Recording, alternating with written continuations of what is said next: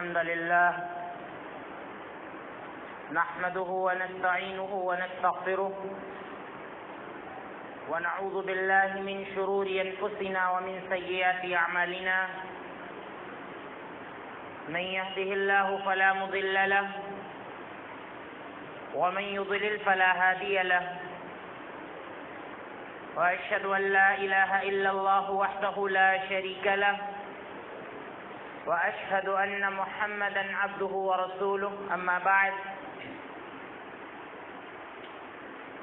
فإن خير الحديث كتاب الله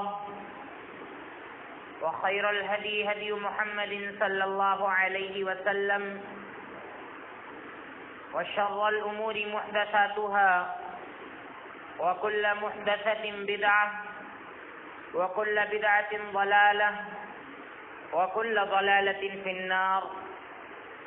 أعوذ بالله من الشيطان الرجيم. بسم الله الرحمن الرحيم. إن عدة الشهور عند الله 12 شهرا في كتاب الله يوم خلق السماوات والأرض منها 4 حرم ذلك الدين القيم فلا تظلموا فيهن أنفسكم.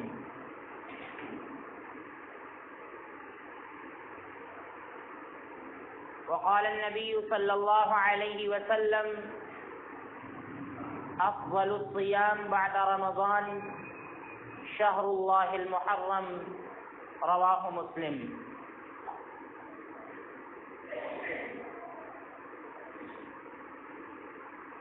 محترم اسلامی و دینی بھائیوں،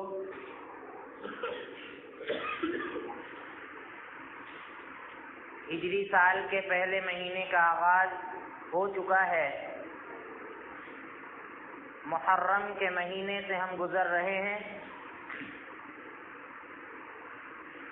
اس مہینے کے تعلق سے قرآن کریم کے اندر اور احادیث میں اللہ کے رسول صلی اللہ علیہ وسلم نے کافی کچھ بیان فرمایا ہے.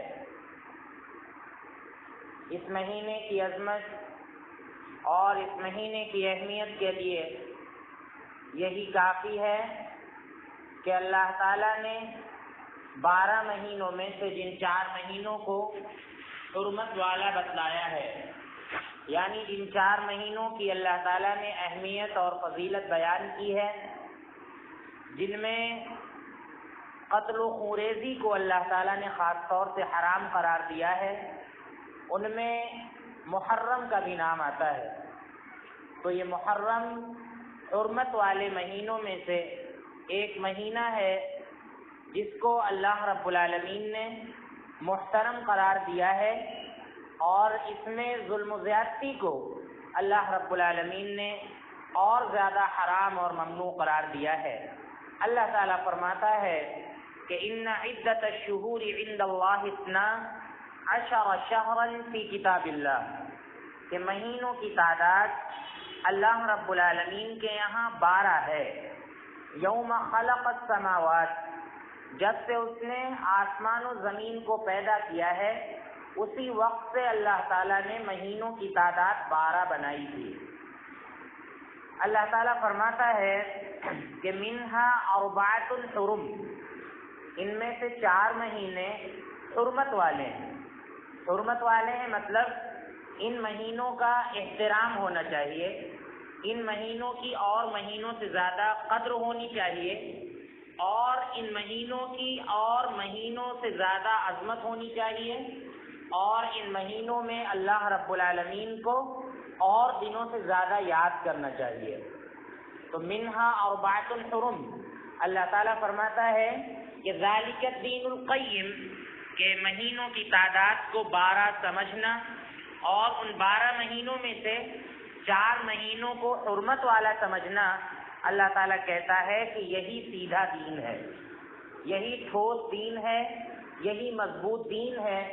اللہ کہتا ہے کہ فلا تظلموا فیہن انفسکم، ان مہینوں میں خاص طور سے تم اپنے اوپر ظلم نہ کرو، اپنے اوپر تم ظلم نہ کرو. یعنی ایک تو قتل کر کے خوریزی کر کے اپنے اوپر ظلم نہ کرو، ایک یہ کہ تم اپنے آپ کو مارو پیٹو، یہ بھی ظلم میں آتا ہے، یہ بھی نہ کرو۔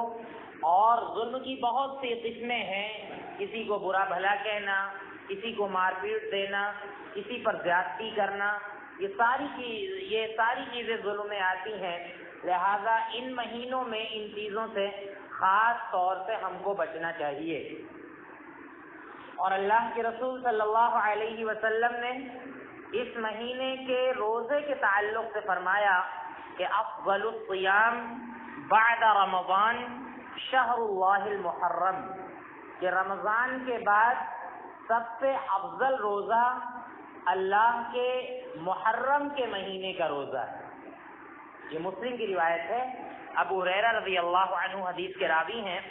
اللہ کے نبی صلی اللہ علیہ وسلم نے فرمایا کہ رمضان کے بعد سب سے افضل اور سب سے اہم روزہ وہ اللہ کے محرم کے مہینے کا روزہ ہے۔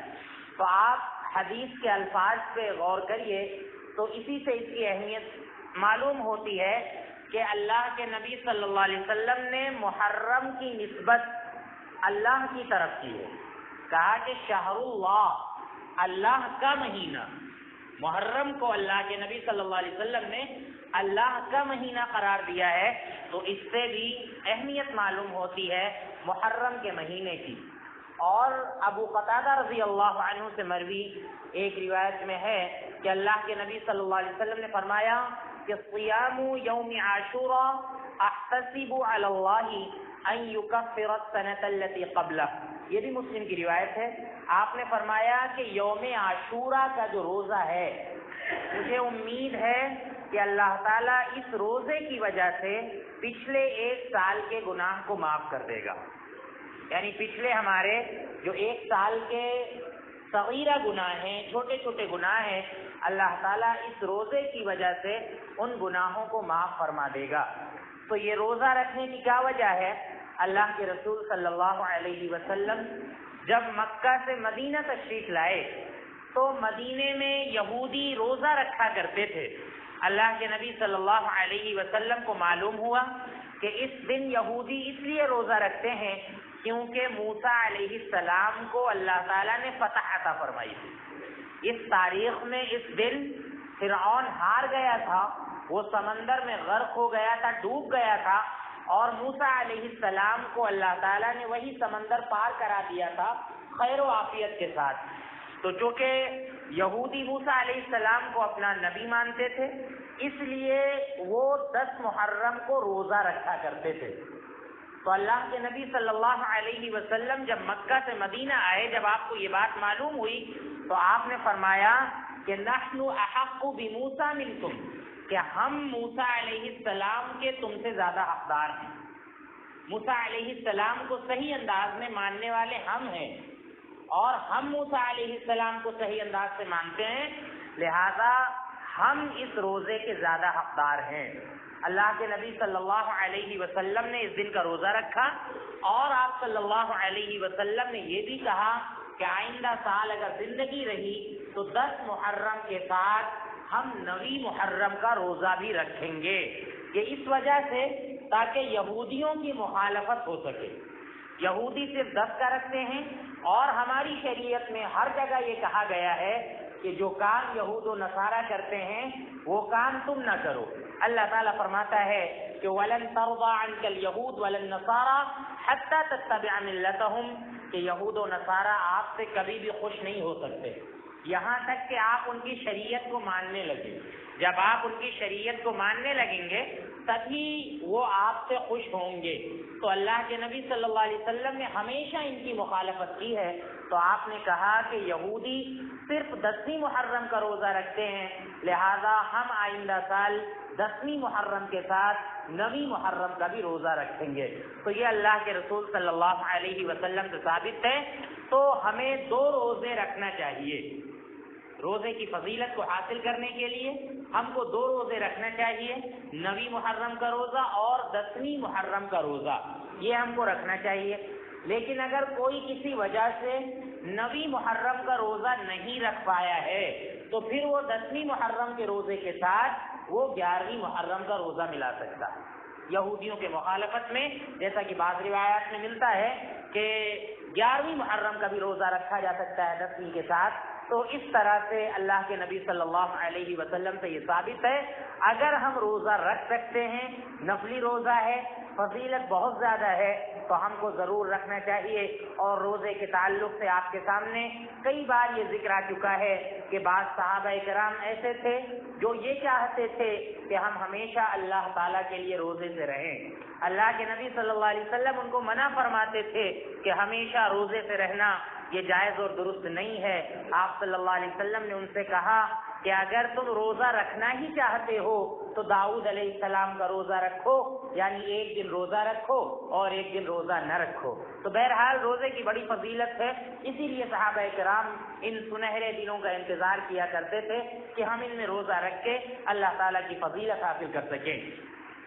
تو یہ محرم کی حقیقت ہے، اور جو حقیقت اللہ کے نبی صلی اللہ علیہ وسلم کی زندگی ہی میں ثابت ہو چکی تھی، اور آپ صلی اللہ علیہ وسلم نے اپنی زندگی ہی میں اس کی فضیلت بیان کر دی تھی، اس کے روزے کا حکم دے دیا تھا.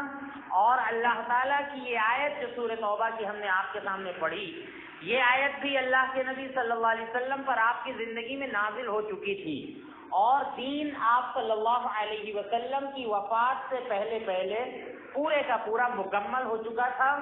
اللہ کے رسول صلی اللہ علیہ وسلم نے حجۃ الوداع کے موقع پر یہ فرما دیا تھا کہ ترکتکم علی محجۃ البیضاء لیلھا کنہارھا، کہ ہم تم کو ایک صاف ستھری شریعت پر چھوڑ کر جا رہے ہیں، جو شریعت بہت ہی زیادہ واضح ہے، بہت ہی زیادہ کھلی ہوئی ہے، صاف ستھری ہے، جس میں کسی بھی طرح کا ٹیڑھا پن نہیں ہے.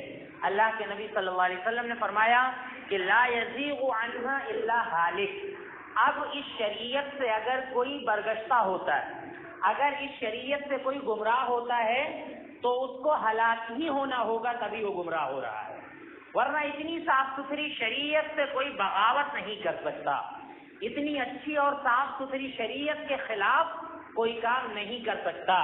اور اتنے اچھے اعمال جو ہماری شریعت نے بتلائے ہیں، قرآن و سنت نے بتلائے ہیں، ان کے خلاف کوئی اعمال انسان نہیں کر سکتا، الا یہ کہ اس کو ہلاک ہونا ہو، برباد ہونا ہو، تو وہی یہ شخص کام کر سکتا ہے. تو اللہ کے رسول صلی اللہ علیہ وسلم کی شریعت بڑی صاف ستھری شریعت ہے. اللہ کے نبی صلی اللہ علیہ وسلم نے ساری زندگی امن فراہم کیا. اللہ کے نبی صلی اللہ علیہ وسلم کی خصوصیت پچھلی کتابوں میں یعنی تورات اور زبور اور انجیل کے اندر بھی موجود تھی، جس کا ذکر اللہ کے نبی صلی اللہ علیہ وسلم نے خود حدیث کے اندر کیا ہے کہ حدیث کے اندر ذکر ہے کہ ایک نبی آنے والا ہے جس کا نام فلاں فلاں ہوگا، اس میں نام بھی ذکر ہے. اور نبی صلی اللہ علیہ وسلم کی خصوصیت کا ذکر ہے کہ ایسا نبی تمہارے درمیان آنے والا ہے جو امین ہوگا، ایسا نبی تمہارے درمیان آنے والا ہے جو بیجا شور شرابہ نہیں کرے گا، ولا صخابا فی الاسواق، ایسا نبی تمہارے درمیان آنے والا ہے جو بیجا شور شرابہ نہیں کرے گا. وہ نبی صلی اللہ علیہ وسلم جنہوں نے تحزب پسندی یعنی جو پارٹی بندی ہوتی ہے، اللہ کے نبی صلی اللہ علیہ وسلم نے اس کی جڑ کاٹ دی تھی. وہ نبی صلی اللہ علیہ وسلم جنہوں نے ہمیشہ بھائی چارے کا درس دیا، اور وہ محمد عربی صلی اللہ علیہ وسلم کہ جب دیکھا تھا جنہوں نے کہ ایک مرتبہ لوگ اپنی اپنی قوموں کو آواز دے رہے ہیں، انصار کو آواز دے رہے ہیں، مہاجرین کو آواز دے رہے ہیں، یعنی مسلمانوں کو نہیں بلایا جا رہا ہے، صرف اپنی اپنی قوم کو بلایا جا رہا ہے. اللہ کے نبی صلی اللہ علیہ وسلم نے فرمایا کہ یہ تو زمانے جاہلیت کی پکار ہے، تم مسلمانوں کو کیوں نہیں پکارتے ہو، تم اپنی اپنی قوموں کو کیوں پکارتے ہو. اسلام نے اسی کی تو جڑ کاٹی ہے کہ ایک ہی صف میں کھڑے ہو گئے محمود و ایاز، نہ کوئی بندہ رہا نہ کوئی بندہ نواز، کہ غلام اور حاکم سب ایک صف میں ہمارے یہاں کھڑے ہو کر نماز پڑھتے ہیں. اللہ کے نبی صلی اللہ علیہ وسلم نے آخری وقت میں یہی کہا تھا کہ الصلاۃ وما ملکت ایمانکم، کہ نمازوں کی پابندی کرنا اور تمہارے ماتحت جو غلام ہیں ان کا تم خیال کرنا، ان کے حقوق کے ساتھ تم ناانصافی نہ کرنا اور ان کے ساتھ برابری کا معاملہ کرنا۔ اسی کا مظاہرہ تھا کہ حضرت عمر بن خطاب رضی اللہ عنہ خود پیدل چل رہے تھے اور اپنے غلام کو اونٹ پر سوار کیا تھا۔ تو ہمارے مذہب نے یہ درس دیا ہے، تو ہمارے نبی محمد عربی صلی اللہ علیہ وسلم ایسے تھے اور بہت ہی صاف ستھری شریعت، انصاف پسند شریعت پر اللہ کے نبی صلی اللہ علیہ وسلم نے ہم سب کو چھوڑا تھا، لہذا اسی شریعت پر عمل کر کے آج بھی ہم کامیاب ہو سکتے ہیں۔ تو محرم الحرام کے تعلق سے بہت سی غلط فہمیاں ہیں اور بہت سی باتیں کہی جاتی ہیں۔ تو آپ دیکھیے اس مہینے میں حضرت حسین رضی اللہ عنہ کی شہادت بھی ہوئی ہے، اور اس سے پہلے جو مہینہ گزرا ہے یعنی ذوالحجہ کا مہینہ جو اسلامی سال کا آخری مہینہ ہے، اس میں حضرت عمر بن خطاب رضی اللہ عنہ پر قاتلانہ حملہ ہوا تھا، اور اسی مہینے کے آخر میں یا 1 محرم کو حضرت عمر بن خطاب رضی اللہ عنہ کی بڑی زبردست شہادت ہو جاتی ہے، اور اسی طرح سے 18 ذی الحجہ کو حضرت عثمان بن عفان رضی اللہ عنہ کو انتہائی مظلومانہ انداز میں 35 ہجری میں شہید کر دیا جاتا ہے۔ تو اسلام کے اندر بہت سی شہادتیں ہوئی ہیں، بہت سے لوگوں کو قتل کیا گیا ہے، اور حق کے راستے میں نہ جانے کتنی شخصیتیں اپنی جان گنوا بیٹھی ہیں، لیکن اللہ رب العالمین نے فرمایا ہے ایسے لوگوں کے بارے میں کہ الذین اذا اصابتهم مصیبہ قالوا انا للہ وانا الیہ راجعون، کہ مومنوں پر جب کوئی مصیبت پہنچتی ہے تو مومن واویلا نہیں کرتے ہیں، مومن اپنا سینہ نہیں پیٹتے ہیں، مومن اپنا گریبان نہیں چاک کرتے ہیں، مومن اپنے گالوں پر تماچے نہیں مارتے ہیں، بلکہ وہ صبر کرتے ہیں اور کہتے ہیں کہ انا للہ وانا الیہ راجعون، کہ ہم اللہ کے لیے ہیں اور ہم بھی اللہ کی طرف لوٹ کر جانے والے ہیں۔ تو بہت سی مظلومانہ شہادتیں ہوئیں۔ حضرت عثمان بن عفان رضی اللہ عنہ کو 40-50 دن تک ان کے گھر میں محصور کیا گیا، اور آپ دیکھیں یہ عثمان بن عفان رضی اللہ عنہ ہیں کہ جنہوں نے مسلمانوں کے لیے پانی فراہم کیا تھا، وہ کنواں جو غیروں کے قبضے میں تھا، مسلمانوں کو پینے کے لیے پانی نہیں تھا۔ اللہ کے نبی صلی اللہ علیہ وسلم نے فضیلت بیان فرمائی کہ جو شخص یہ کنواں خرید کر آباد کرے گا اور مسلمانوں کے لیے پانی کا انتظام کرے گا، اللہ رب العالمین اس کو اتنا اجر عطا فرمائے گا۔ حضرت عثمان بن عفان رضی اللہ عنہ نے اس کنویں کو خرید کر مسلمانوں کے لیے وقف کیا اور مسلمانوں کے لیے پانی کا انتظام کیا۔ نوبت یہاں تک آ پہنچی کہ وہ کنواں جو حضرت عثمان بن عفان رضی اللہ عنہ نے خریدا تھا، ایک وقت آیا کہ اسی کنویں کا پانی حضرت عثمان بن عفان رضی اللہ عنہ کے لیے بند کر دیا گیا۔ نوبت یہاں تک پہنچی کہ حضرت عثمان بن عفان رضی اللہ عنہ مسلسل روزے سے رہنے لگے، افطاری کے لیے ان کے پاس سامان نہیں ہوتا تھا، سحری کے لیے ان کے پاس سامان نہیں ہوتا تھا۔ آپ دیکھیے آخرکار بلوائیوں نے ان کو کافی دنوں تک بھوکا رکھنے کے بعد ان کے گھر کے پیچھے سے آئے اور آ کر ان پر حملہ کیا اور حضرت عثمان بن عفان رضی اللہ عنہ کو شہید کر ڈالا۔ حضرت عثمان بن عفان رضی اللہ عنہ اس وقت قرآن کریم کی تلاوت کر رہے تھے کہ فَسَيَكْفِيكَهُمُ اللَّهُ، کہ ان قریب اللہ تعالیٰ تمہارے لیے کافی ہوگا۔ ہم اس کا جواب نہیں دیں گے، اس کا جواب تو اللہ تعالیٰ دے گا۔ تو بڑی ہی مظلومانہ شہادت حضرت عثمان بن عفان رضی اللہ عنہ کی ہوئی۔ اس کے بعد آپ دیکھیے ابو اللؤلؤ فیروز، اس نے حضرت عمر بن خطاب رضی اللہ عنہ کو برچھا مارا تھا نماز کی حالت میں۔ آپ دیکھیے کتنی مظلومانہ شہادت ہے۔ حضرت حسین رضی اللہ عنہ تو جنگ کرنے کے لیے گئے تھے، لڑنے کے لیے گئے تھے، لیکن اسلام کی یہ عظیم شخصیت آپ دیکھیے کہ مصلے پر یہ نماز پڑھا رہے تھے، یہ جنگ بھی نہیں کر رہے تھے۔ ایک پارسی دشمن آیا اور اس نے آ کر عمر بن خطاب رضی اللہ عنہ کے اوپر برچھا مارا، اور 2-3 دن تک تڑپنے کے بعد حضرت عمر بن خطاب رضی اللہ عنہ کی بڑی ہی مظلومانہ شہادت ہو جاتی ہے. تو یہ عمر بن خطاب رضی اللہ عنہ ہیں کہ جن کے ذریعے سے اسلام کو قوت ملی تھی، اور جو رشتے میں اللہ کے نبی صلی اللہ علیہ وسلم کے سسر ہوتے ہیں. ان کی بیٹی حفصہ اللہ کے نبی صلی اللہ علیہ وسلم کے نکاح میں تھی. اللہ کے نبی صلی اللہ علیہ وسلم نے دعا کی تھی کہ اللہم اعز الاسلام be Jahl bin Hisham O B عمر بن الخطاب، اے اللہ تو ابو جہل کے ذریعے یا حضرت عمر بن خطاب کے ذریعے اسلام کو قوت عطا فرما، اسلام کو طاقت عطا فرما. یہ دعا اللہ کے نبی صلی اللہ علیہ وسلم نے کی تھی. ابھی کچھ دن ہوئے تھے کہ حضرت عمر کے حق میں یہ دعا قبول ہوئی تھی. عمر بن خطاب رضی اللہ عنہ اللہ کے نبی صلی اللہ علیہ وسلم کی آیتوں کو سن کر اسلام لے آتے ہیں، مسلمان ہو جاتے ہیں. اس کے بعد اسلام کو اتنی قوت ملی، اتنی طاقت ملی کہ ابھی تک مسلمان چھپ چھپ کر عبادت کر رہے تھے، چھپ چھپ کر نمازیں پڑھ رہے تھے، چھپ کر اللہ کو یاد کر رہے تھے. لیکن جب پتا چلا کہ حضرت عمر بن خطاب رضی اللہ عنہ اسلام لا چکے ہیں، صلی فی المسجد ظاہرا، حضرت عمر بن خطاب رضی اللہ عنہ نے مسجد میں جا کر کھلا جا کر نماز پڑھی. تو ان کے اسلام لانے سے اس شریعت کو، اسلام کو بڑی قوت ملی. تو اللہ کے نبی صلی اللہ علیہ وسلم کے بڑے ہی برگزیدہ صحابی ہیں، ان کی بھی شہادت ہوئی ہے انہی پچھلے دنوں میں.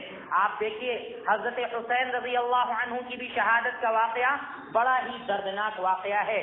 لیکن حضرت حسین رضی اللہ عنہ کی شہادت کے پیچھے جو واقعات گڑھے گئے اور جو باتیں بنائی گئیں، اس سے تاریخ کا جو ہے پورا تختہ الٹ دیا گیا. کیونکہ حضرت حسین کی جب شہادت ہوئی تو اس کے 100 سال کے بعد جس میں حضرت حسین کی شہادت کا ذکر تھا، وہ کتاب 100 سال کے بعد لکھی گئی، اور اس کو لکھنے والا ابو مخنف ہے. ابو مخنف یہ پکا شیعہ اور رافضی تھا، جس نے بہت سی جھوٹی باتیں اور ادھر ادھر کی باتیں حضرت حسین رضی اللہ عنہ کی شہادت کے بارے میں کہی. حضرت حسین رضی اللہ عنہ جو کہ اللہ کے نبی صلی اللہ علیہ وسلم کے نواسے ہیں، حد درجہ اللہ کے نبی صلی اللہ علیہ وسلم ان سے محبت کیا کرتے تھے. اللہ کے نبی صلی اللہ علیہ وسلم نے ایک مرتبہ کہا اللہم انی احبہما فاحبہما، اے اللہ میں حسن و حسین سے بہت زیادہ محبت کرتا ہوں، اے اللہ تو بھی ان کو اپنا محبوب بنا لے. ایک مرتبہ اللہ کے نبی صلی اللہ علیہ وسلم خطبہ دے رہے تھے، یہ نواسے اللہ کے نبی صلی اللہ علیہ وسلم کے آئے اور اچھا سا قمیص پہنے ہوئے تھے، مسجد کے اندر داخل ہوئے، آپ منبر پر خطبہ دے رہے تھے. حسن و حسین کو دیکھ کر اللہ کے نبی صلی اللہ علیہ وسلم برداشت نہیں کر پائے اور منبر سے اتر گئے. منبر سے اترنے کے بعد حضرت حسن رضی اللہ عنہ کو اپنی گود میں لیا اور آپ صلی اللہ علیہ وسلم نے فرمایا کہ ابنی ھذا سید، میرا یہ بیٹا مسلمانوں کا سردار ہے، میرا یہ بیٹا مسلمانوں کا سردار ہے، اور مجھے امید ہے کہ اللہ تعالیٰ اس کے ذریعے مسلمانوں کے 2 گروہ میں صلح کروائے گا، 2 گروہ میں صلح کروائے گا. آگے چل کر معاویہ کے درمیان اور ان کے درمیان، خود کے درمیان جو غلط فہمی تھی اس کو حضرت حسن رضی اللہ عنہ نے ختم کرایا اور 2 گروہوں کے درمیان صلح کرائی. تو اتنی زیادہ محبت اللہ کے نبی صلی اللہ علیہ وسلم ان سے کیا کرتے تھے. ایک مرتبہ اللہ کے نبی صلی اللہ علیہ وسلم نے فرمایا کہ ہما ریحانتایا من الجنہ، یہ حسن و حسین میرے لیے جنت کے 2 پھول ہیں، جنت کے 2 پھول ہیں. اور ایک بار اللہ کے نبی صلی اللہ علیہ وسلم نے فرمایا کہ سیدہ شباب اہل الجنہ، حسن و حسین یہ اہل جنت کے جوانوں کے سردار ہوں گے، اہل جنت کے جوانوں کے سردار ہوں گے. اللہ کے نبی صلی اللہ علیہ وسلم نے ان کے بارے میں فرمایا. تو عراق کے ایک شخص نے ایک صحابی سے پوچھا کہ اگر حج میں ہم سے مکھی مر جائے یا مچھر مر جائے تو اس پہ ہم کو کیا دینا ہوگا، دم کے طور پر کیا دینا ہوگا؟ وہ صحابی غصہ ہو گئے اور انہوں نے کہا کہ ذرا اس کو بلاؤ، کون ہے جو مکھی اور مچھر کے بارے میں پوچھتا ہے؟ یہ عراق کے لوگ تو ایسے ہیں کہ جنہوں نے اللہ کے نبی صلی اللہ علیہ وسلم کے جگر کے گوشے کو قتل کیا ہے، جنہوں نے اللہ کے نبی صلی اللہ علیہ وسلم کے پھول کو قتل کیا ہے، اور جن کے بارے میں اللہ کے نبی نے فرمایا تھا کہ ہما ریحانتایا من الجنہ، کہ یہ دونوں جنت کے 2 پھول ہیں. اللہ کے نبی کے پھول کو قتل کرنے والے مکھی اور مچھر کے بارے میں پوچھتے ہیں. تو یہ ان کو نہیں پوچھنا چاہیے۔ تو اتنی مظلومانہ شہادت حضرت حسین رضی اللہ عنہ کی ہوئی، لیکن اس کے پیچھے جو باتیں ہیں ان کو بھی ہم کو یاد رکھنا چاہیے۔ حضرت حسین رضی اللہ عنہ جب جنگ کے لیے نکلے تھے اور جب خلافت حاصل کرنے کے لیے یا کسی اور مقصد کے لیے جب مکے سے نکلے تھے، تو آپ دیکھیے اس وقت حضرت حسین رضی اللہ عنہ کو روکنے والے بہت سے صحابہ کرام موجود تھے، اور ہم کو یہ معلوم ہونا چاہیے کہ اسلامی جنگ سے پیچھے رہ جانا یہ کبیرہ گناہ ہے۔ اگر جنگ کا عام اعلان ہے تو سارے مسلمانوں کو جنگ میں نکلنا یہ واجب اور ضروری ہے، جو جنگ میں جا سکتے ہیں، اگر ان کے پاس عذر نہیں ہے تو اب جانا ضروری ہے۔ حضرت حسین رضی اللہ عنہ نکل رہے ہیں اپنے گھر والوں کو لے کر، اور بڑے بڑے صحابہ کرام ساتھ میں جا نہیں رہے بلکہ روک رہے ہیں کہ آپ وہاں مت جائیے، وہاں کے لوگوں نے آپ کے باپ کے ساتھ انصاف نہیں کیا تو آپ کے ساتھ انصاف کیسے کریں گے؟ حضرت علی نے کہا تھا اہل کوفہ سے کہ میں تمہارے درمیان رہ کر بہت زیادہ عاجز آ چکا ہوں، اب مجھے تمہارے درمیان رہنے کا دل نہیں کرتا ہے، تم بڑے غدار ہو، تو اہل کوفہ تمہارے ساتھ کبھی بھی وفا نہیں کر سکتے ہیں۔ صحابہ کرام بڑے عبداللہ ابن عمر جیسے صحابہ کرام اور بہت سے صحابہ کرام ان کو روک رہے تھے، ابو سعید خدری یہ صحابہ کرام ہیں، ان کو روک رہے تھے کہ آپ مت جائیے وہاں پر، آپ وہاں پر جائیں گے تو ہم کو نہیں لگتا ہے کہ فتنے میں پڑے بغیر یا قتل ہوئے بغیر آپ واپس آئیں گے۔ مسلم بن عقیل کو بھیجا گیا، دیکھیے مسلم بن عقیل رضی اللہ عنہ کو غداری، ان کے ساتھ غداری کر کے ان کو قتل کیا گیا۔ حضرت حسین رضی اللہ عنہ کو ابھی اس کی خبر نہیں ہوئی، یہ یہاں سے نکل چکے تھے، ادھر مسلم بن عقیل کا قتل ہو گیا۔ راستے میں جب ان کو خبر ملی کہ مسلم بن عقیل کو قتل کر دیا گیا ہے، حضرت حسین نے بھی واپس پلٹنے کا ارادہ کر لیا، واپس پلٹنے کا ارادہ انہوں نے بھی کر لیا تھا۔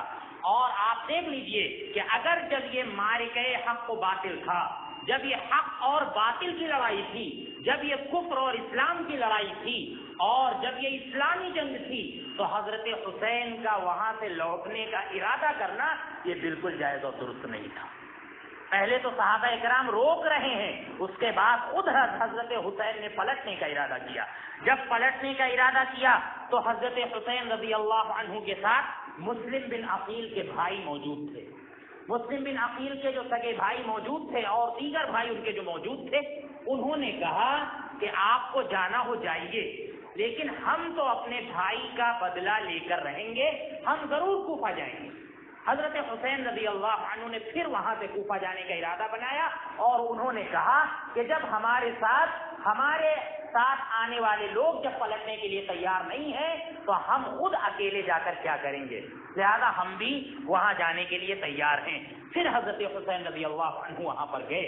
تو یہ بات ہم کو اچھی طرح سے سمجھ لینا چاہیے، اگر ہم اس کو کفر اور اسلام کی جنگ مانتے ہیں تب آپ تمام صحابہ کرام کو غلط کہیں۔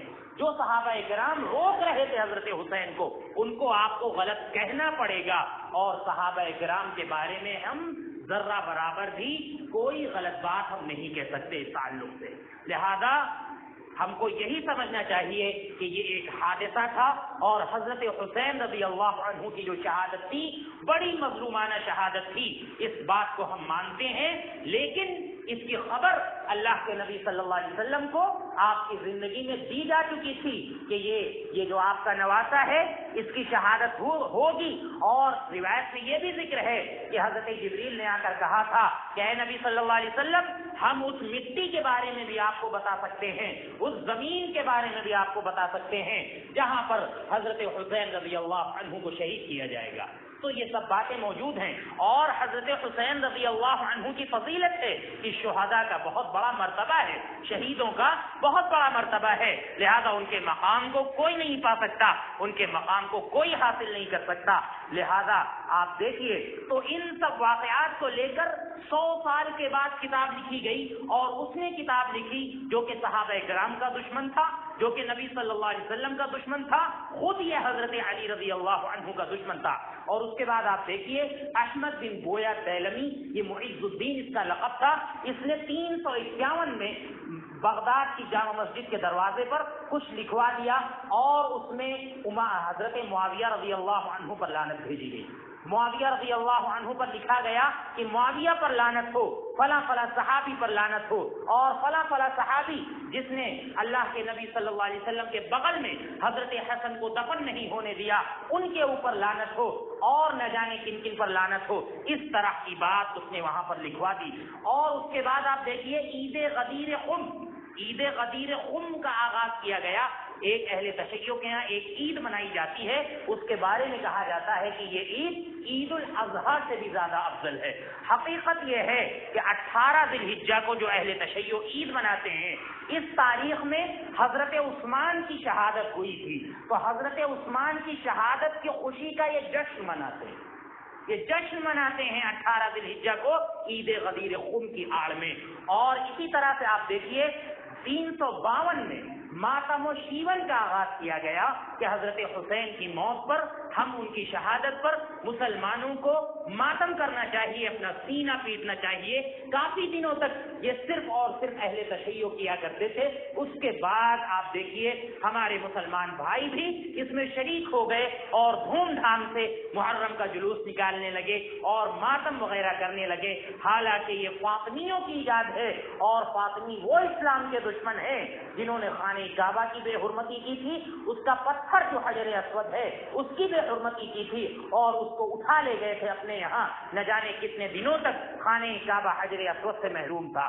تو یہ بڑے ہی عیار اور مکار قسم کے تھے، انہوں نے ناچ گا کر اور نہ جانے کیا کیا کر کر حسین رضی اللہ عنہ کی شہادت کا غم منایا تھا، اور وہی چیز جہالت کی بنیاد پر آج مسلمانوں میں چلی آ رہی ہے۔ حالانکہ اللہ کے نبی صلی اللہ علیہ وسلم کا ارشاد ہے کہ لیس منا من ضرب الخدود وشق الجیوب او دعا بدعوى الجاہلیہ، کہ جو مصیبت کے وقت اپنے گال کو پیٹے، اپنا سینہ چاک کرے، اور یا حسین یا حسین یا علی یا علی یا کسی بھی طرح کا نعرہ لگائے، ایسا شخص ہماری شریعت پر نہیں ہو سکتا، ہمارے طریقے پر نہیں ہو سکتا، ہمارے دین پر نہیں ہو سکتا، ایسا شخص ہمارے دین سے باہر ہے۔ یہ اللہ کے نبی صلی اللہ علیہ وسلم کا ارشاد ہے۔ لہذا محرم کی جو اصل فضیلت ہے اس کو ہم کو سامنے رکھنا چاہیے۔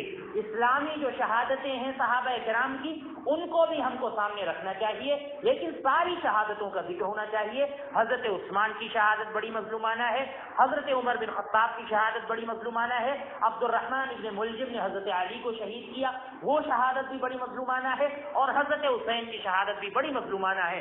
جتنی بھی شہادتیں ہوئی ہیں، سید الشہداء حضرت حمزہ کی شہادت بھی بڑی مظلومانہ شہادت ہے، لہذا ان سب کا ذکر ہونا چاہیے اور ان سب سے ہمیں عبرت و نصیحت حاصل کرنی چاہیے۔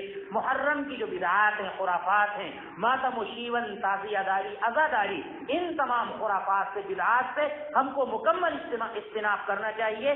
ان تمام چیزوں کو دیکھنا بھی گناہ ہے۔ لہذا بعض لوگ کہتے ہیں ہم شریک نہیں ہوتے ہیں لیکن دیکھتے ہیں مزہ آتا ہے، لہذا ان تمام چیزوں کو دیکھنا بھی حرام ہے، ممنوع ہے، بالکل ان چیزوں کو نہیں دیکھنا چاہیے۔ اللہ رب العزت ہمیں ان باتوں کو سمجھنے کی اور ان پر عمل کرنے کی توفیق عطا فرمائے۔ اللہ تعالی ہمیں محرم الحرام کی عظمت اور اس کی اہمیت اور اس کے روزے کی اہمیت کو سمجھنے کی توفیق عطا فرمائے۔ اللہ تعالی ہمیں محرم کی بدعات سے محفوظ فرمائے۔ اللہ تعالی ہمیں تمام بدعات و خرافات سے محفوظ فرمائے۔ اے اللہ ہمیں دین کی سچی اور صحیح باتوں پر عمل کرنے کی توفیق عطا فرما۔ اے اللہ جو بیمار ہیں انہیں شفاء کاملہ عاجلہ عطا فرما۔ اے اللہ جن بھائیوں نے دعا کی گزارش کی ہے، اے اللہ ان کے لیے جزائے خیر عطا فرما۔ اگر وہ بیمار ہیں تو انہیں شفاء کاملہ عاجلہ عطا فرما اور ان کی بیماری کو ان کے گناہوں کا کفارہ بنا۔ اے اللہ ہمارے والدین پر رحم فرما۔ اے اللہ ہمارے بوڑھے لوگوں پر رحم فرما۔ اے اللہ تمام مسلمانان عالم پر رحم فرما۔ اے اللہ ہم پر رحمت کی بارش برسا۔ اے اللہ باران رحمت